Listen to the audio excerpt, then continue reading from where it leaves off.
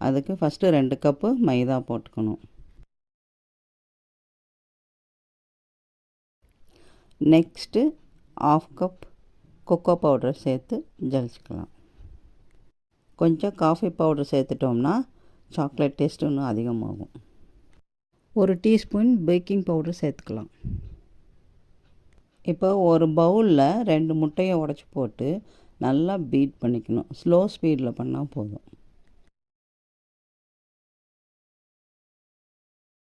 இதில் 1 கப் சர்க்கரை இல்லைன்னா பவுடர் சுகர் சேர்த்துக்கணும்.